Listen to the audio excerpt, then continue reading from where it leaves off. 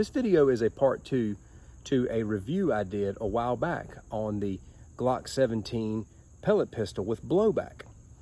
In that review, I covered the specifications, but I made a mistake when loading the pellet pistol. I put the pellets in backwards just because I've never worked with one of these before. I've always worked with the BB guns, and it's just something that I didn't pick up on in the review. I did some experimentation in the video and advocated for the fact that I did not believe that this was a good option for self-defense. Some of the pushback that I got was that had I put the ammo in correctly, I would have gotten a stronger penetration. Well, this video is going to be that experiment. Stick around.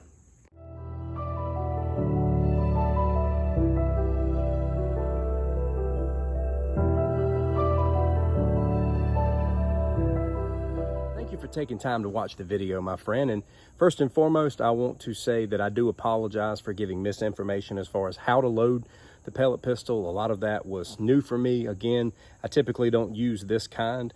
I got this particular Glock 17 on loan from a friend of mine because I have been wanting to review this one for quite some time. So up front, I apologize for not loading it correctly. Thankfully, I was able to cover the rest of the specifications and how the blowback dynamic worked. In this video, I won't be talking about any of that. This video is going to be an experimentation of what this ammo can do if put in correctly. I want to see if I can do more damage than I did before, and I'll give you my newest assessment at the end of the video. Before doing this experiment, in the last video, I talked about how I believed that these types of pistols, these C02 pistols with blowback, were great for training firearm mechanics, but that I did not believe they were a good option for self-defense. I know that these hurt, they sting, and could do a lot of damage if they were to hit someone in the eye, but that is a very slim window of opportunity for success. All someone has to do is cover their eyes and charge forward.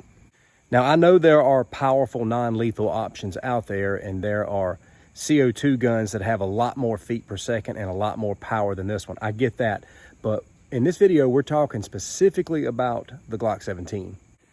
These are popular air pistols, and a lot of people want to believe that these are a viable self-defense option. They're hopeful that it is because it's all some people can get. And listen, I have respect for that. If you have nothing else that you can use to create some distance between you and attacker, I mean, definitely try your best and do what you've got to do, because I'm not saying these things couldn't do any damage or couldn't agitate or couldn't create some distance. It just would not be a go-to for me personally. The water bottle I used in the last video was one of those big jugs. It was one of those thick skin water bottles, and I put the ammo in backwards, and it hit with the blunt side. Now, of course, we all know that if you hit something with more of a pointy end, that the chances of penetration are better.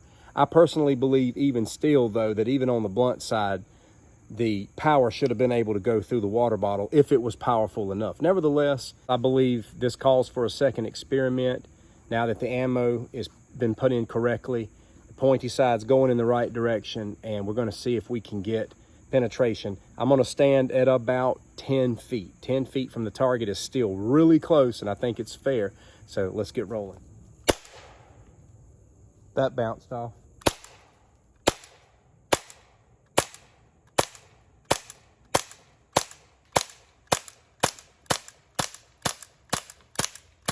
All right, friends, still no penetration. Here's your damage. You're seeing these dents in the plastic like this. But even with the ammo put in the right way, it still didn't have the power to penetrate this water bottle. Now, I know this is a thick-skinned water bottle, but people are also very durable, and you got to think about clothing as well. I'll even get up closer here. I aimed a little lower this time so I could show you these dents. Here's the dents. You can see them straight ahead there. Just dents, but no penetration. Now, I obviously did get more damage. I mean, at least the bottle was dented this time. You could see the scars. Having the sharp end going in the right direction obviously does make a difference. I will admit that. Did it have more power? Not enough to make a difference or change my assessment in this matter. I'll be transparent. I never thought this experiment was going to change my mind about all of this.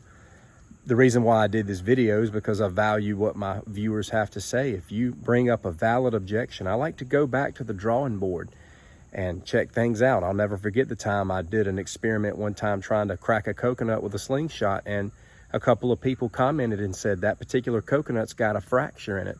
So what did I do? I went and got me another coconut and I cracked it with the same type of tools that I used before. So everybody was like, respect, dude. Okay, cool. So that's why I'm making this video. I'm showing you that even though we put the ammo in the right way and it stung the water bottle a little bit harder, it didn't make a big difference. I would have wanted to see this thing puncture this water bottle over and over again, and I didn't see that. Here's my final assessment.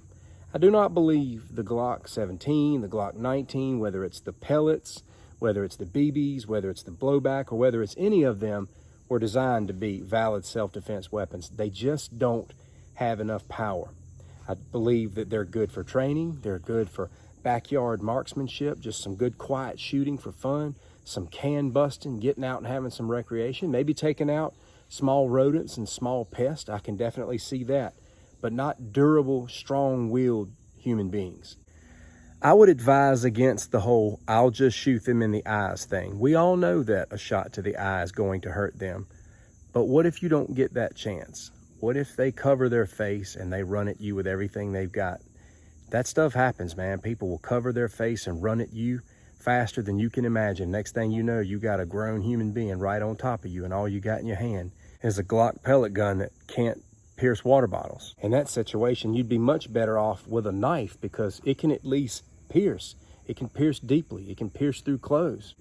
I think you're better off with pepper spray than you are one of these C02 pistols. At the end of the day, I respect your decision, and if it's all you can get, do the best you can. I just believe this tool will serve you much better if you use it for firearm mechanics training and enjoyment. Thanks for watching. Take care.